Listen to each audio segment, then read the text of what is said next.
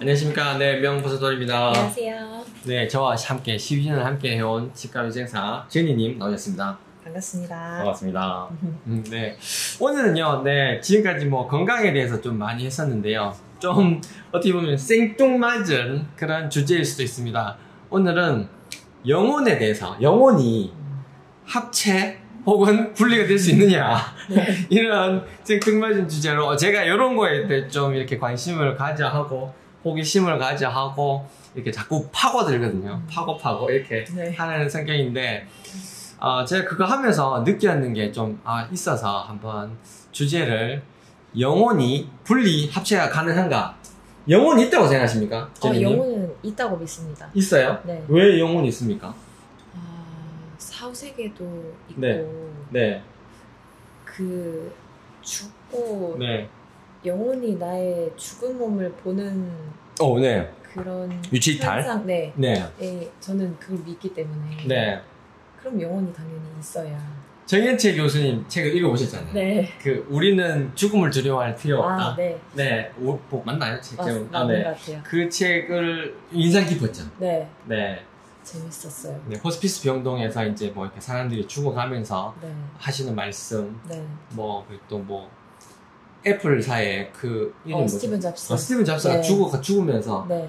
뭐 이렇게 예스 이렇게 한 것도 그렇고 하여튼 뭐 돌아가시기 전에 하시는 말씀 저기 너 삼천이 보인다 하는 이렇게 말씀하시는 분도 있고 네. 아니면 뭐 죽다가 심장이 멎어서 죽었다가 분명히 뭐 한 몇 시간 혹은 물에 빠져서 죽었다가 인공호흡 해가지고 살려냈더니만 어디 천국을 갔다 왔다든지 뭐 이런 네 그런 분들이 많거든요. 네. 근데 어떤 그걸 믿느냐 마느냐 뭐 논란이 많습니다만은 어쨌든 하여튼 영혼을 믿으신다는 거잖아요. 네, 영혼이 바뀌는 이런 드라마나 이런 것도 많으니까 네. 없는 데서는 그런 소스를 못 네. 만든다고 생각하거든요. 네, 맞아요. 네. 도깨비라는 그 드라마 보셨죠? 너무 좋아합니다. 좋아하죠. 네. 근데 제가 이런 영적인 걸 공부하면서 그 도깨비라는 그 드라마를 보면서 이게 진짜 너무 이렇게 상상이 아니구나. 어떤 사후 세계라든지 혹은 망각의 잔을 마시고 네. 그리고 공유 씨가 이렇게 도깨비라는 어떤 소재로 나오잖아요. 네. 그렇게 하면서 이제 영생하죠. 안 죽고 네. 그렇게 막 하는 게 이제 그게 신의 벌이라고 하잖아요. 네. 저기 벌일 수 있겠다.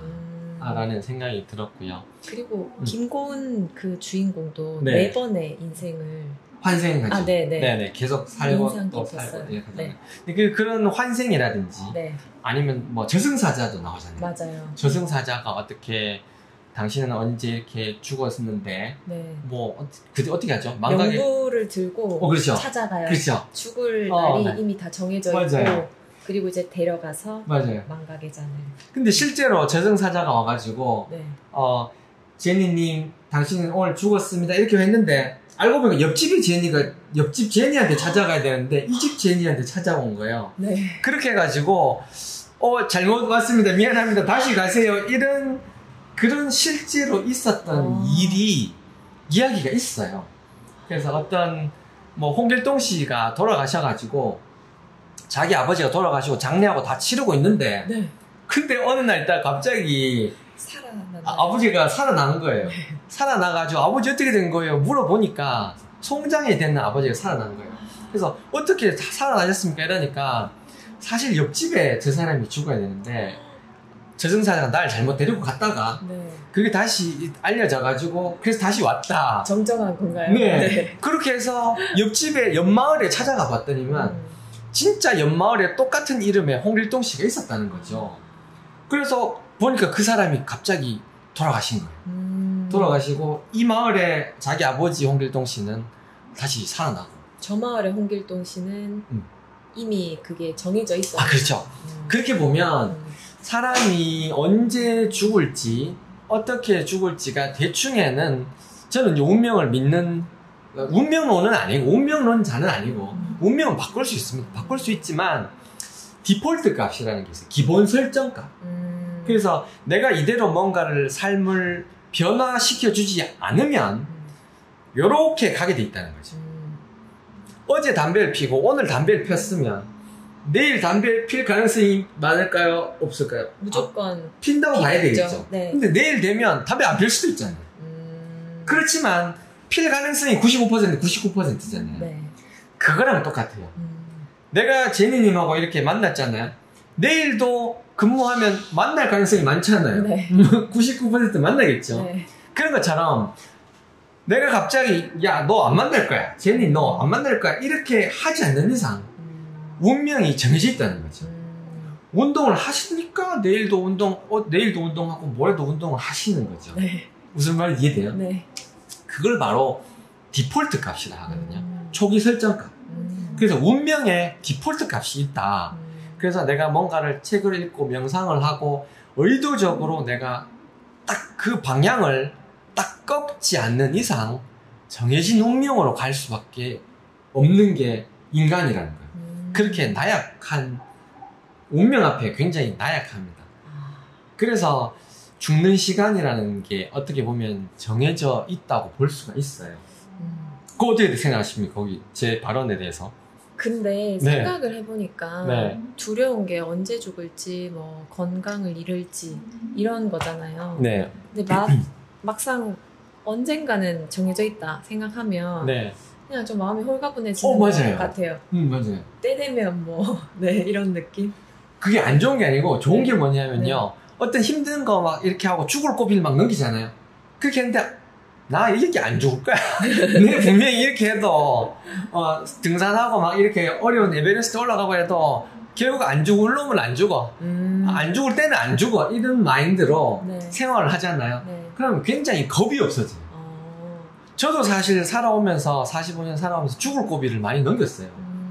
한 2번 정도는 제가 죽을 고비를 넘겼고 2번 정도는 제가 사람을 죽일 뻔한 그런 고비도 있었습니다. 제가 다 이렇게 말씀을 못 드리지만 진짜 조금만 빗나갔다면 어떤 운명이 조금만 어긋났다면 내가 사람을 죽일 뻔한 순간이 2번이나 있었는데요. 근데 그 순간이 결국에는 비켜가서 안 죽게 됐어요, 그 사람이. 근데 그게 저게 과연 누군가가 도와주신 게 아닌가 하는 그런 생각을 좀 해봤습니다. 이게 좀 많이 격가지로 왔는데요. 괜찮을까요? 네? 이 부분 괜찮을까요? 괜찮을 것 같은데. 너무 솔직하신 발언. 네. 그러니까 뭐 일부러 의도적으로 악의를 가지고 내가 그렇죠. 누군가를 죽이려고 한 건 아니고요. 네. 네. 하여튼 뭐 어렸을 때 뭐 그런 적이 있었습니다. 결국은 모두에게는 다 때가 있다. 네. 네. 때가 있고 운명이 있는 것 같아요.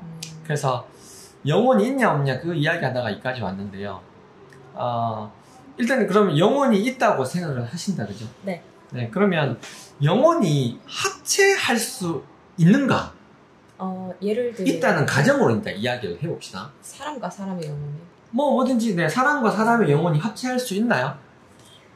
생각해보지 않은 이야기인데 네. 합체할 수 있을까요? 네. 잘 모르겠습니다. 아니면 영혼이 분리가 가능할까요, 이렇게? 분리는 가능한 어떻게 해요? 것 같아요. 영혼이 어떻게 분리가 가능합니까? 이 몸에서 분리 말씀이신가요? 그런 분리가 말고요. 네. 내 영혼이 이렇게 2개로 쪼개질 수가 있냐는 거죠. 생각해보지 않았어요. 홍길동이 머리카락 뽑아서 이렇게 분신술 하듯이 네. 그게 가능하냐는 거죠. 정말 모르겠어요. 네. 자, 그러면 네. 예를 들어 드릴게요. 네. 재밌는지 모르겠습니다. 여러분들은 이 주제에 대해서. 플라나리아 아세요? 플라나리아, 네. 지렁이 같이 생긴 네, 거. 꿈떡꿈떡. 네. 네, 그렇죠. 네, 네. 칼로 이렇게 면도칼로 싹 자르면 네. 플라나리아가 2마리가 딱 돼요. 네, 네, 네. 분명히 한 마리였어요. 네. 플라나리아 한 마리가 이제 자의식이 있을 거 아니에요. 네. 얘가 나는 플라나리아다. 네. 새한테 쪼아 먹히면 야 꿈틀꿈틀 하는 그런 네. 먹히기 싫어하는 자의식이 분명히 있을 거란 말이에요. 네. 물론 지능은 낮겠지만. 근데 그 자의식이 있는 플라나리아가 면도칼로 싹 자르면 순간 2마리가 돼버려서 머리가 새로 생기고 꼬리가 새로 생겨버리죠. 네. 그러면 결국 얘는 일로 가고 얘는 일로 가고 영 다른 개체가 돼버리잖아요. 그러네요. 그러면 어떻게 돼요? 얘가 생각하는 게 얘가 생각하는 거랑 똑같습니까? 다르겠네요. 다르죠? 네. 얘가 어떤 소금물을 뿌려가지고 아짜 이렇게 꿈틀꿈틀거릴 때 얘는 괴로워할 거야? 안 괴로워할 거야? 안 괴로워하겠죠? 네. 그 말이 의식이 분리가 됐다는 겁니다. 아하. 이해가 되시나요? 네. 마찬가지로 또 다른 예를 들어드리면 식물 있죠, 식물. 네. 제가 이제 주말 농장하면서 토마토를 키워보니까요, 토마토가 삽목이 가능해요. 삽목이라는 게 뭐냐면 토마토가 있으면 가지를 탁 쳐서 그 가지를 그냥 땅바닥에 꼽잖아요. 그럼 또 뿌리가 생겨요. 뿌리가 생겨가지고 분명히 한 개의 토마토인데 나무가 한 개체인데 이 줄기를 자르고 해가지고 세 개를 심고 하면 한 2주가 지나면 나무는 아니죠. 토마토가 4개가 돼버린다는 거죠. 그럼 4개에서 다 토마토가 나고 뿌리가 다 자라고 금세 토마토가 또 열리고 이렇게 해요. 그걸 이제 삽목이라는데 네. 그렇게 따지면 분명히 식물도 이렇게 의식이 있습니다. 네, 그 이야기 하려면 좀 긴데 미세하게나마 그 식물도 의식이 있어서 네. 어떤 식물을 자꾸 주기적으로 라이터로 이렇게 찢잖아요. 네, 라이터로 찢이고 다음날에 또가 라이터로 찢이고 또 다음날에도 라이터로 찢이잖아요. 그렇게 하면 그 다음날에 와서 라이터를 가지고 오기만 하면 이 식물한테 전극을 딱 꼽아 놓잖아요. 네. 그러면 전기 자극이 찌지직 온다는 거죠. 아하. 이해돼요? 기억하는 거네요. 그럼요. 식물도 그걸 기억하고 좋다 싫다 그게 전기적 신호로 나타난다는 겁니다. 그게 증거로. 그런 반면에 라이터로 찌지지 않는 사람, 다른 사람이 와가지고 오면 그런 반응이 안 나타나요. 그 말이 식물도 다 보고 듣고 느끼고 눈이 없는데 뭘 보냐, 귀가 없는데 뭘 듣냐, 너 지금 사기치는 거 아니냐. 제 이야기가 아니고요. 이미 어떤 식물과 커뮤니케이션 하는, 식물 교감하는 그런 사람들이라든지 어떤 과학자가 이렇게 실험했는 거를 논리적으로 합당하게 읽어보고 논문을 보진 않았습니다만 그렇게 이야기를 들어보고 하다 보면 이게 의식이 있을 수밖에 없구나. 증거가 있구나. 있으니까 저렇게 식물과 교감하고 동물과 또 교감하고 애니멀 커뮤니케이터라고 이렇게 사람 직업 자체가 있거든요. 네. 그러면 이제 영혼이 분리가 가능하다라는 거에 대해서는 이해가 되시나요? 어느 정도 가능성은 있을 것 같아요. 신빙성이 이제 네. 아예 X였다가 네. 이제 좀 세모로 좀 돌아왔죠. 네. 그러면 영혼이 합쳐질 수 있느냐? 분리가 되니까 합쳐질 수도 있겠죠. 진짜요? 어떤 거냐면요. 네. 심장 이식을 받잖아요. 네. 어떤 사람이 제니님 심장을 제가 얘를 다른 사람을 대야겠어요. 그런 드라마를 본 적이 있어요. 그렇죠. 네. 그렇게 하면 어떻게 되던가요? 제가 본 드라마는 안구 이식을 이제 그 어머님의 아드님이 해서 어떤 여자분한테 그 아드님의 안구를 이식을 했는데 그 눈이 엄마를 보면 원래 안구 주인이었던 그 엄마만 보면 눈물이 나는 그렇다는 건 그 안구의 영혼이 같이 그 여자에게 깃들였나. 그렇게 그 기관에 있잖아요. 신체 기관, 오르간, 거기에도 어떤 미세한 의식이 있습니다. 이런 몸에만 우리가 그 한 가지 의식이 있는 게 아니고요. 눈은 눈대로 의식이 있고, 간은 간대로, 심장은 심장대로, 콩팥은 콩팥대로 다 의식이 다 따로 있습니다. 근데 그걸 이제 분리돼서 우리가 잘 못 느낄 뿐이고요. 그렇게 해서 심장 이식을 딱 받으면요.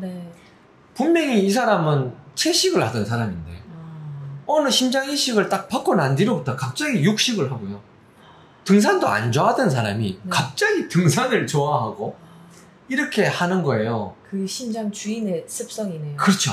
그래서 그 심장을 제공한 사람이 기증자가 누구냐 그렇게 해서 찾아가보고 그 가족들한테 물어보잖아요. 그러면 영락없이 그 심장 기증자가 뭐 육식을 좋아했고 등산을 좋아했고 뭐 이런 성향이었다는 거죠. 신기하네요. 네. 그렇게 의식이 합쳐질 수도 있다는 겁니다. 또 다른 예를 들면 이제 임신을 하잖아요. 네. 임신을 하면 그게 이제 어린 아이와 네. 어린 아이가 이제 뱃속에 자라잖아요. 네. 그렇게 하면 엄마와 아이가 한 몸, 그리고 한 영혼이 돼버린다는 거예요. 아기가 엄마와 다른 몸입니까? 아니면 한 몸입니까? 한 몸이 있죠. 왜 한 몸입니까? 엄마의 영양분을 네. 네, 받으며 여기서 자라나니까요. 네. 그럼 만약 여기 기생충이 이렇게 자라면 네. 그건 한 몸입니까? 그것도 한 몸인가요? 대장에 사는 대장균 있잖아요. 근데 이제 그 대장균도 지금 제 생각으로는 그것도 나구나 이런 생각을 해요. 그렇겠네요. 왜냐하면요, 그 대장에 있는 대장균, 어떤 세균들, 그 세균들이 자기가 먹고 싶어하는 음식이 있어요. 어떤 예를 들면 당분이 높은 음식, 네. 그런 게 있으면 야 제니야 사탕 먹어, 사탕 먹어, 콜라 마셔, 햄버거 먹어, 이렇게 자꾸 신호를 줘요. 네. 그렇게 하면 허겁지겁 네. 먹게 되는 거죠. 네. 그래서 연가시 들어보셨죠? 네. 사막 위에 있는 연가시. 네. 그렇게 보면 사막이랑 연가시가 따로라고 생각하는데 연가시에 감염된 사마귀는 그거 하나라는 거죠. 네. 그래서 사마귀가 스스로 물을 찾아가 가고 네. 그렇게 한다는 겁니다. 네. 연가시 영화가 생각나서. 네. 네. 사람이 이제 아기를 임신을 하잖아요. 엄마가. 네. 임신을 하게 되면 그 어린 애가 가지고 있는 어떤 먹을 복이 있는 사람이 있다 하잖아요. 네. 그 먹을 복이라든지 혹은 어린아이의 영혼이 가지고 있는 능력이 어머니에게 갑자기 생긴다는 말이 있어요. 어머니가 어떤 능력이 없었는데 임신하는 순간부터 어떤 특별한 재능, 피아노를 갑자기 좀 치게 됐다든지 아니면 뭐 어떤 걸 못 보던 걸 보게 됐다든지 아니면 코가 억수로 둔했는데 어린애를 임신하는 순간부터 코가 엄청 예민해져서 요리를 잘 하게 됐다든지 그런 예시들이 엄청 많아요. 네. 그 말이, 그리고 어린애는 태어나면 엄마랑 아기가 똑같은 사람이라고 인식을 한대요. 네. 보통 사람으로서는 이해가 잘 안 되죠. 네. 애는 애고 엄마는 엄마인데. 네. 근데 사실 태어나는 순간에 보면 애가 탯줄로 연결돼 있잖아요. 네. 이게 내 팔인 이유는 이렇게 연결돼 있으니까 내 팔로 인식하는 거 아니겠습니까? 네. 근데 태어나면 기생충처럼 이렇게 따로 몸이 있는 게 아니고 연결돼 있는. 아예 탯줄로 연결돼 있잖아요. 배꼽으로. 맞죠? 네. 그래서 그 탯줄을 자르기 전까지는 물리적으로 그냥 아예 연결돼 있다는 겁니다. 아무리 멀리 있다고 해서 이 손가락이 내 거라고 하잖아요. 이 내 거 아니다고 하지 않잖아요. 그죠? 네. 머리카락도 내 거라고 하잖아요. 왜냐? 연결돼 있으니까. 나의 기와 나의 혈액이 통하니까 내 거라 하듯이 어린아이도 분명히 나라는 거죠. 그래서 엄마가 무서운 영화를 보면서 깜짝 놀라거나 두려워하면 이 어린애도 전달돼요. 그럼요. 두려워하고 깜짝 놀라 하는 거예요. 아빠가 찾아왔을 때 이 산모가 기뻐가지고 당신 왔어 이렇게 기뻐하고 이렇게 하면 어린애가 기뻐가지고 발로 쿵쿵쿵 이렇게 네. 참니다. 저희 딸애도 아빠 왔다 이렇게 하면 발로 빵빵빵 차고 이랬던 기억이 있는데 네. 그 산모의 기쁘고 어떤 즐겁고 행복하고 그런 감정이 그대로 어린애한테 간다는 겁니다. 그래서 태교가 중요한 거죠. 태교가 정말 중요합니다. 네. 이제 11월 달 되면 결혼을 앞두고 계신데요. 네. 촬영 사진이 엄청 잘 나왔던데요. 네, 감사합니다. 미리 축하드리겠습니다. 감사합니다. 네. 나중에 또 결혼을 하시고 또 2세 계획이 있으면 네. 언젠가는 또 엄마가 되겠죠. 네. 태교를 열심히 해야 되겠습니까? 그럼요. 저는 네. 최근에 원장님 덕분에 네. 책을 읽기 시작한 것이 네. 다 타이밍이고 저에겐 좋은 기회였지 않나. 네. 이제 앞으로 좋은 부모가 되려면 네. 독서가 엄청 중요할 것 맞습니다. 같아요. 네. 네. 내가 필요한 거가 있으면 네. 끌어당겨서 쓰면 됩니다. 그게 이제 책에서 어떤 지혜와 지식을 내가 빨아당겨서 쓸 수 있는 거죠. 문득 이렇게 임산부에 대한 이야기가 나와서 그런데요. 모든 사람이 내한테 필요한 걸 이렇게 창조할 수 있는 능력이 있습니다. 내한테 필요한 걸 이렇게 빨아당겨서 쓸 수 있는 능력이 있고요. 내한테 지금 뭐가 필요한지를 본능적으로 아는 그런 직관이 있거든요. 그 예가 뭐냐면요. 임신을 하게 되잖아요. 그렇게 되면 이 어린애가 어떤 기관이 만들어지는 시간이 다 따로 있어요. 치아가 만들어지는 시간, 뭐 뇌가 만들어지는 시간, 혹은 팔다리가 만들어지는 시간이 다 다른데요. 그 시간에 따라서 필요한 영양분도 다 다를 거 아니에요. 네. 원재료가. 근데 여보 뭐 딸기가 먹고 싶어. 네. 여보 뭐 고기가 먹고 싶어. 아니면 시큼한 게 먹고 싶어. 이렇게 이야기하잖아요. 네.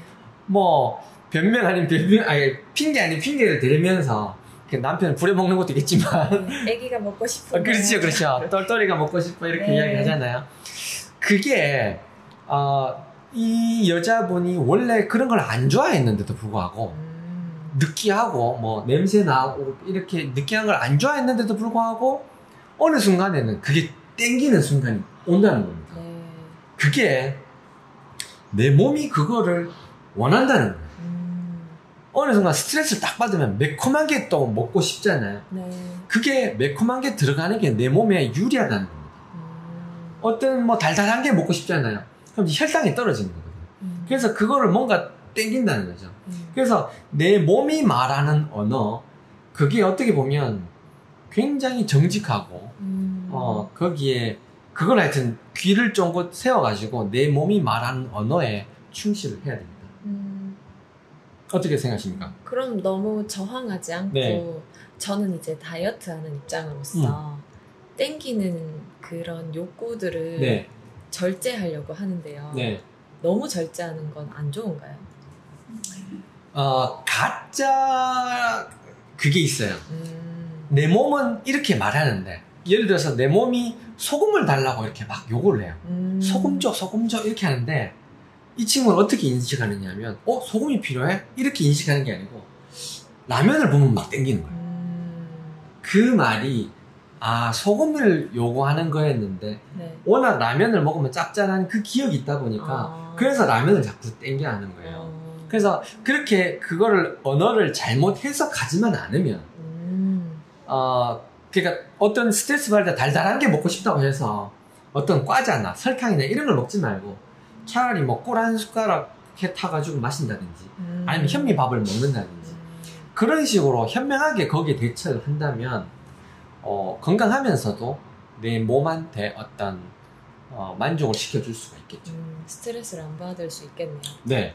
그래서 내 몸이 땡겨 하는 거를 어느 정도는 믿어주고 들어줄 필요가 있다는 겁니다. 그게 정말 정직한 거고 그건 누구한테 배워서 아는 게 아니고요. 굉장히 우리 몸이 똑똑하다는 겁니다. 염도계가 있잖아요. 네. 어떤 소금의 짠맛을 어느 정도인지 측정하는 염도계가 있는데 네. 염도계가 필요 없어요. 먹어. 짜면 물 더 넣고 그리고 밍밍하면 소금 더 넣고 이렇게 해서 먹어봤을 때 간간하게 맛있다 이렇게 있잖아요. 네. 그런데 염도계 딱 재보면 확실하게 0.9%인 거예요. 이게. 그만큼 우리 몸이 확실하다는 거예요. 옛날에 우리 어머니들이 요리를 하면 대충 뭐 그 한 줌 넣어라 혹은 뭐 한 꼬집 넣어라 뭐 이렇게 말씀을 하시잖아요. 네. 대충 알아서 넣어라 이렇게 눈대중으로 네. 뭐 몇 그램 넣고 이렇게 안 하잖아요. 네. 그게 오히려 더 정확하다는 거예요. 몇 그램 이렇게 딱 해가 하면 상황이 다 다르기 때문에 사람의 하여튼 직관을 믿을 필요가 있습니다. 네. 다시 또 원래대로 돌아가서 이제 영혼이 이렇게 분리되기도 하고 합쳐되기도 하고 그렇게 한다는 메시지를 저는 좀 전달해드리고 싶었고요. 그래서 그 임신하게 되면 그 어린아이의 재능 혹은 어린아이의 타고난 사람마다 복이 다 다르거든요. 복이 많으신 분도 있고 복이 좀 적으신 분도 있고 그렇게 한데 그 어린아이가 가지고 있는 그 복 그리고 그런 타고난 능력 이게 임신하신 그 엄마와 이렇게 융합돼서 임신을 저는 임신해 본 적이 없지만 임신해 보시면 아마 느껴지시지 않을까 그런 생각이 좀 듭니다. 이게 사실 결론은 아닙니다. 그럼 그래서 뭐 어쩌라고? 그게 뭐냐면요.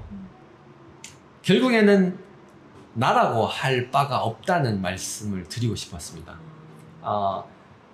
이 영혼이라는 육체는 당연히 죽고 살고 죽고 태어나고 죽고 태어나고 반복되니까 당연히 이 육체는 내게 잠시 일시적인 거지 내게 아니라는 거는 조금만 이성을 가지시는 분들은 알 텐데요. 그러면 영혼은 있지 않냐 이렇게 생각을 하시거든요. 그런데 그것 또한 아니다. 영혼 또한 합쳐지고 분리되고 합쳐지고 분리되고 이렇게 할 수 있는 존재이기 때문에 결국 내 거라고 집착할 바가 없다는 겁니다. 그럼 뭐 대충 살아도 된다는 거냐?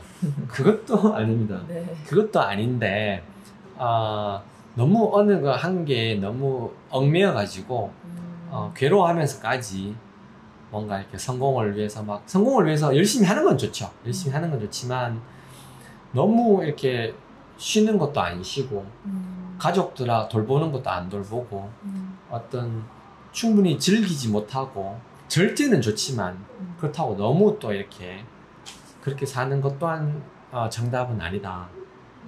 그래서 어차피 죽을 때가 돼야 죽고 그리고 실패할 때가 돼야 실패하고 성공할 때가 돼야 그게 이루어지는 거니까 시기가 안 됐는데 억지로 감 익지도 않았는데 자꾸 감을 익히려고 그렇게 노력하실 필요가 없다.